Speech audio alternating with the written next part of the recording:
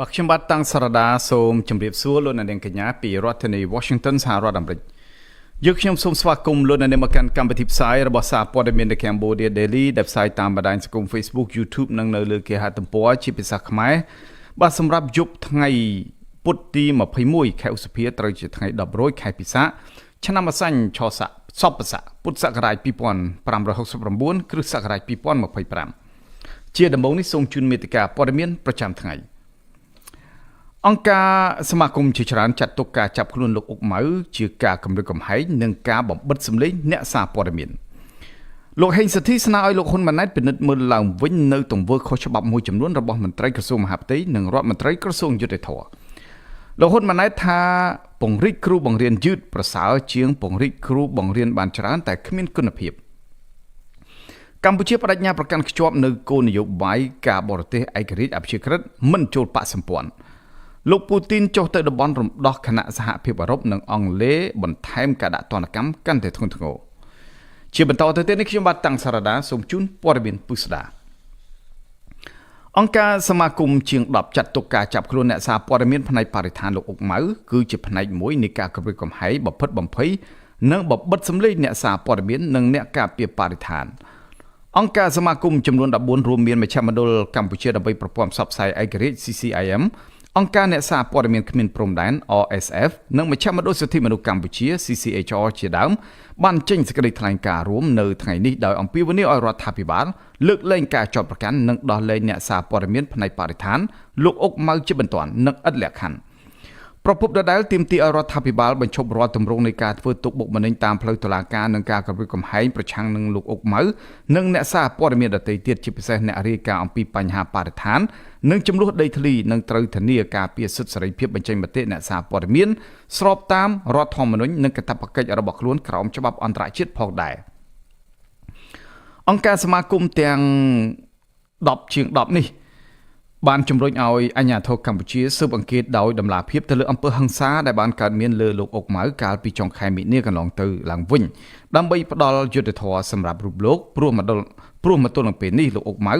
มันตรำแต่รองในอำเภอหังซาเตะไทม์เตียงกับปงแต่ประชมนังบัดดังเพลย์ฉบับระหดดอลดับพรามการในไทม์เตียดปีสกรรมอภิปริกาอัมพีปัญหาปาริธานระบาดลู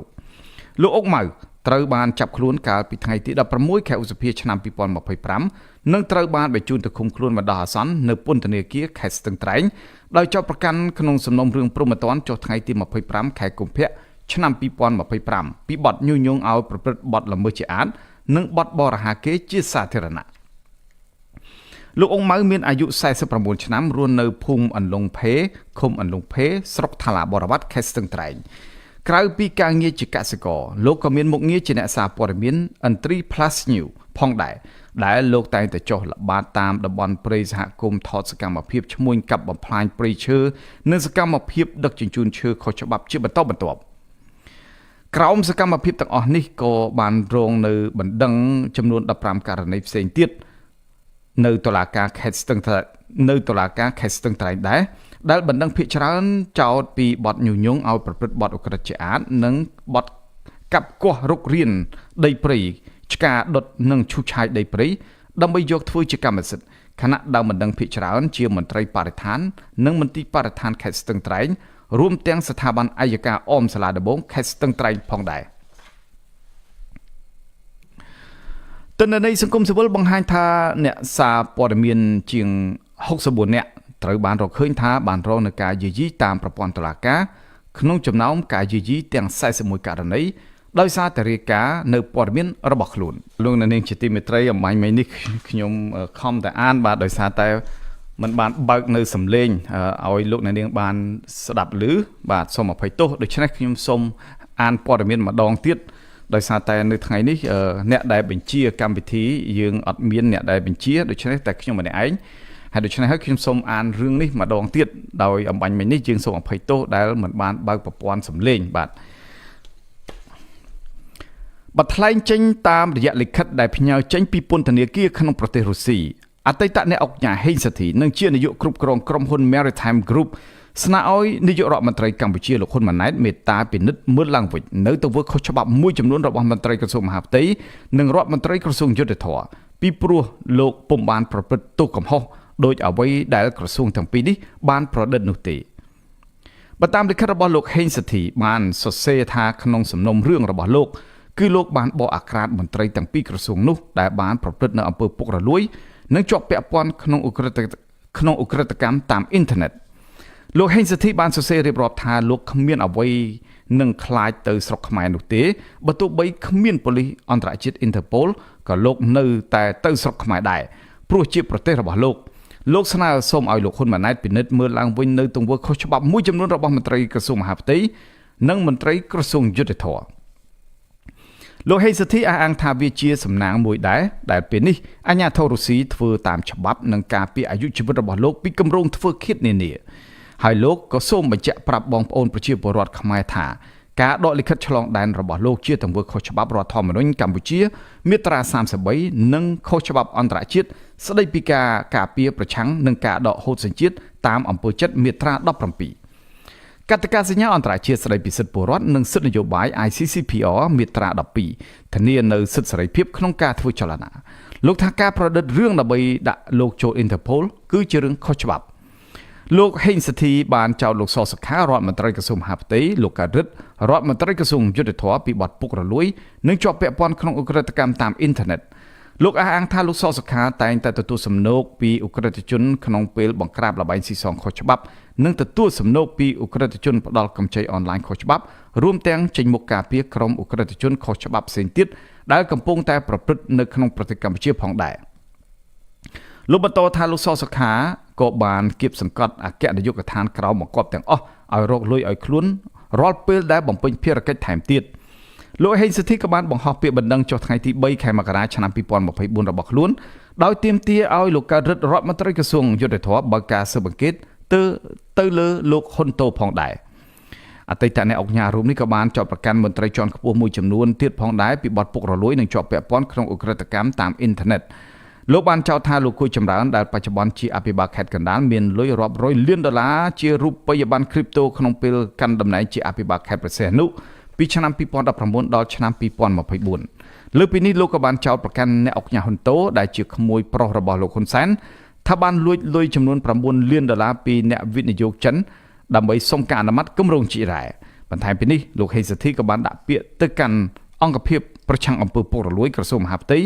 និងខុទ្ទកាល័យរបស់លោកហ៊ុនម៉ាណែតដើម្បីឲ្យស៊ើបអង្កេតទៅលើមន្ត្រីពាក់ព័ន្ធប៉ុន្តែគ្មានការស៊ើបអង្កេតនោះទេរហូតមកទល់ពេលនេះបាទលោកអ្នកនាងជាទីមេត្រីព័ត៌មានដាច់ដោយឡែកមួយទៀតវិញលោកហ៊ុនម៉ាណែតអះអាងថារដ្ឋាភិបាលសុខចិត្តប្រឈមក្នុងការពង្រីកគ្រូដែលមានគុណភាពយឺតប្រសើរជាជាងពង្រីកគ្រូច្រើនតែមិនមានគុណភាពលោកហ៊ុនម៉ាណែតលើកឡើងនៅក្នុងពិធីកំណែទម្រង់វិទ្យាស្ថានជាតិអប់រំនៅថ្ងៃទី21ខែឧសភាឆ្នាំ2025នេះថា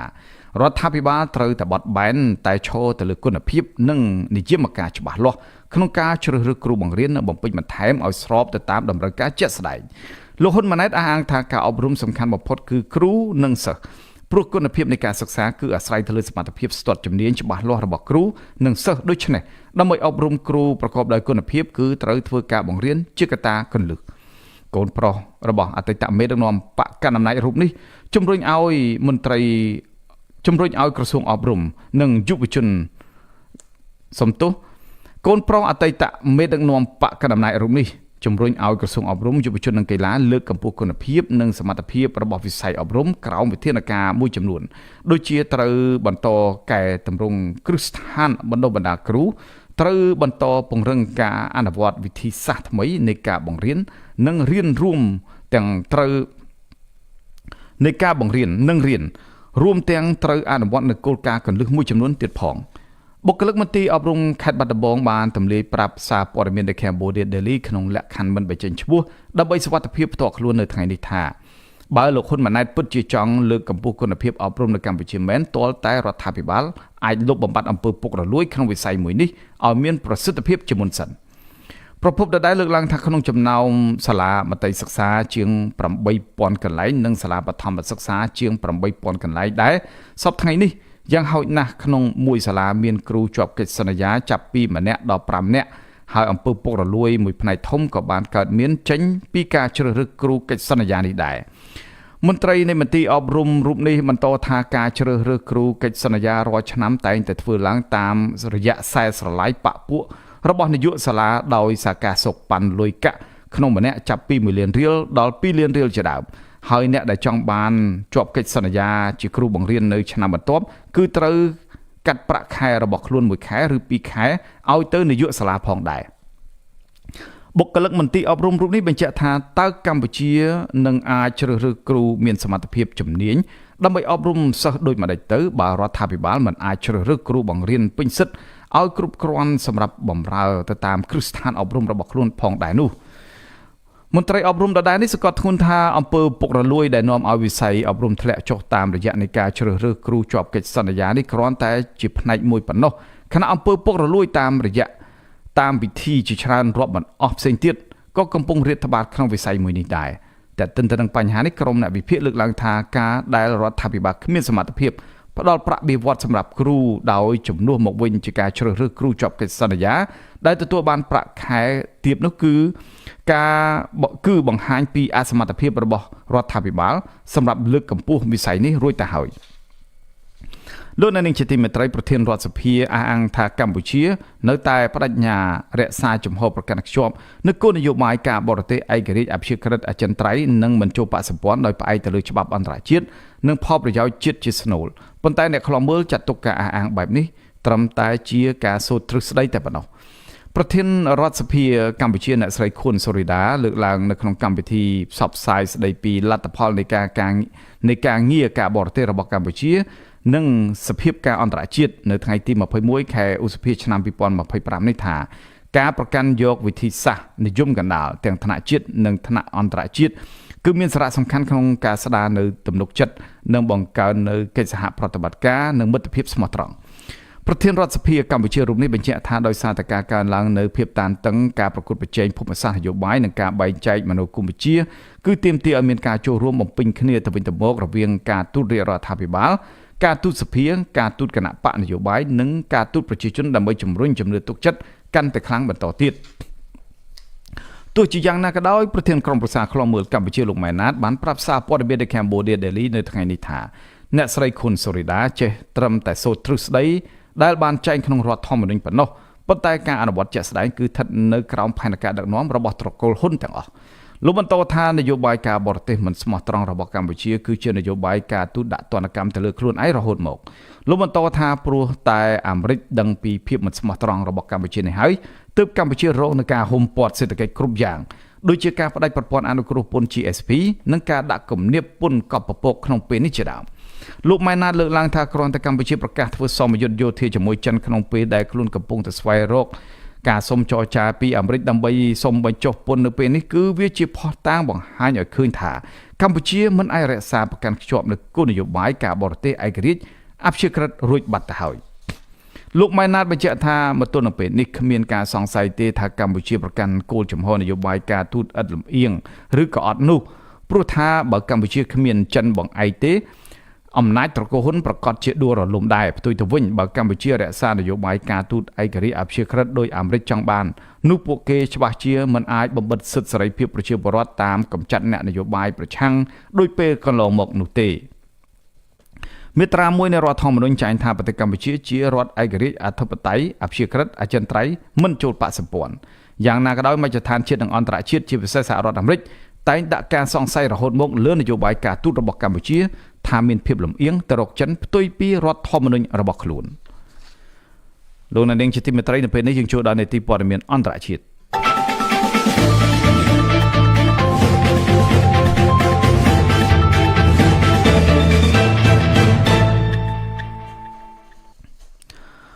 ប្រធានាធិបតីVladimir Putinនៅថ្ងៃពុធទី21ខែឧសភានេះបានធ្វើទស្សនកិច្ចដ៏គួរឲ្យភ្ញាក់ផ្អើលមួយទៅកាន់តំបន់ខឺកនៅខាងក្នុងព្រំដែនរបស់រុស្ស៊ីដែលជាលើកទី1របស់បរោះ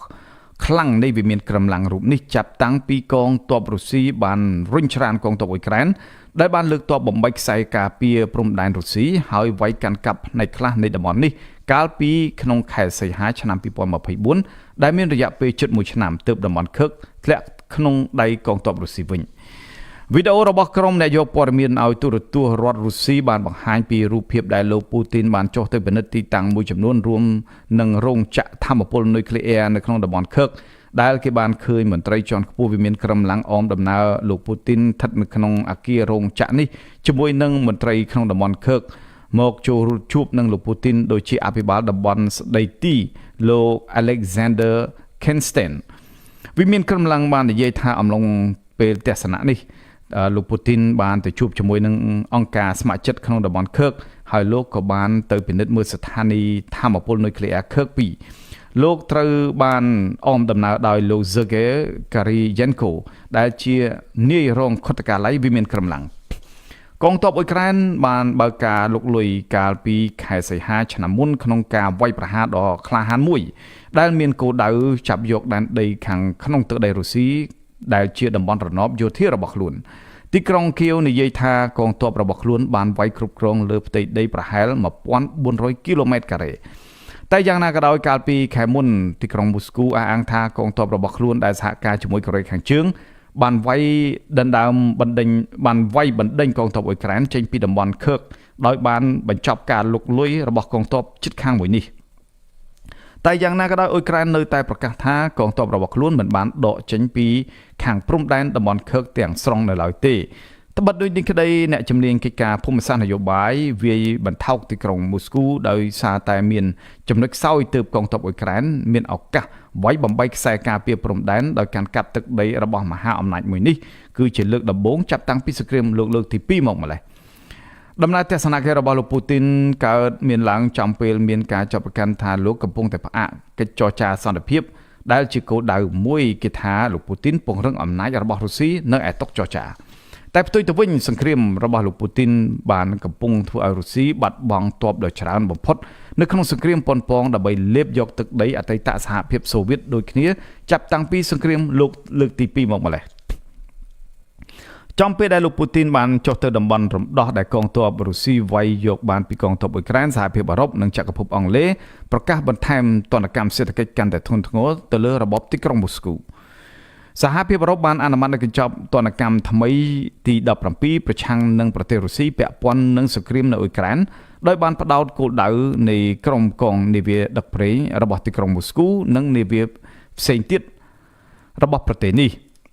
ប្រធានគោលនយោបាយការបរទេសសហភាពអឺរ៉ុបអ្នកស្រីកាចាខាឡាស់បានសរសេរនៅលើបណ្ដាញសង្គម X ថាសហភាពអឺរ៉ុបបានអនុម័តនូវកញ្ចប់ទណ្ឌកម្មទី17របស់ខ្លួនប្រឆាំងនឹងរុស្ស៊ីដោយកំណត់គោលដៅលើនាវាកងនាវាជិត200គ្រឿងដែលដឹកប្រេងនិងឧស្ម័នពីរុស្ស៊ីអ្នកស្រីក៏បានព្រមានបន្ថែមថាទណ្ឌកម្មកាន់តែច្រើនលើប្រទេសរុស្ស៊ីកំពុងត្រូវបានរៀបចំហើយកាលណារុស្ស៊ីធ្វើសង្គ្រាមកាន់តែយូរការដាក់ទណ្ឌកម្មរបស់អឺរ៉ុបក៏កាន់តែតឹងតែងនិងធ្ងន់ធ្ងរដែរកញ្ចប់ទណ្ឌកម្មថ្មីនេះគឺជាផ្នែកមួយនៃកិច្ចខិតខំប្រឹងប្រែងរបស់សហភាពអឺរ៉ុបនិងសម្ព័ន្ធមិត្តលោកខាងលិចក្នុងការបង្ក្រាបជាបន្តបន្ទាប់ទៅលើក្រុមនាវាដឹកប្រេងរបស់រុស្ស៊ីនិងក្រុមនាវាពីប្រទេសផ្សេងៗដែលចូលទៅដឹកប្រេងនិងឧស្ម័នរបស់រុស្ស៊ីតាមការស្នើទិញពីប្រទេសដែលមិនចូលរួមគាំទ្ររបស់សហគមន៍អន្តរជាតិក្នុងការដាក់ទណ្ឌកម្មសេដ្ឋកិច្ចលើរបបទីក្រុងមូស្គូចំណែកចក្រភពអង់គ្លេសក៏បានអនុម័តដាក់ទណ្ឌកម្មបន្ថែមទៅលើរុស្ស៊ីផងដែរចក្រភពអង់គ្លេសបានប្រកាសដាក់ទណ្ឌកម្មថ្មីមួយទៀតរបស់ខ្លួនទៅលើវិស័យយោធាធម្មពលនិងហិរញ្ញវត្ថុរបស់រុស្ស៊ីដែលជាការបង្កើនសម្ពាធទៅលើទីក្រុងមូស្គូដោយមានការសម្របសម្រួលជាមួយនឹងសហភាពអឺរ៉ុបនាយករដ្ឋមន្ត្រីអង់គ្លេសលោក Keir Starmer និងមេដឹកនាំសហភាពអឺរ៉ុបក៏បានរួមគ្នាអំពាវនាវឲ្យរដ្ឋការលោក Trump ចូលរួមដាក់ទណ្ឌកម្មកាន់តែតឹងរ៉ឹងបន្ទាប់ពីកិច្ចសន្យារវាងលោក Trump និងលោក Putin កាលពីថ្ងៃច័ន្ទក្នុងសប្តាហ៍នេះបានបញ្ចប់ដោយគ្មានកិច្ចព្រមព្រៀងបត់ឈប់បាញ់ការដាក់ទណ្ឌកម្មជាបន្តបន្ទាប់ពីសំណាក់សហភាពអឺរ៉ុបអង់គ្លេសនិងរួមទាំងប្រទេសឧស្សាហកម្ម G7 មានគោលដៅរុញច្រានកម្លាំងសេដ្ឋកិច្ចរុស្ស៊ីឲ្យចុះទុនខ្សោយកាន់តែខ្លាំងដែលជាគោលដៅគៀបសង្កត់ក្រុងមូស្គូឲ្យបញ្ឈប់សង្គ្រាមឈ្លានពានរបស់ខ្លួនទៅលើប្រទេសអ៊ុយក្រែនបាទលោកអ្នកនាងជាទីមេត្រីកម្មវិធីផ្សាយរបស់សារព័ត៌មាន The Cambodia Daily នៅពេលនេះសូមបញ្ចប់តែត្រឹមនេះ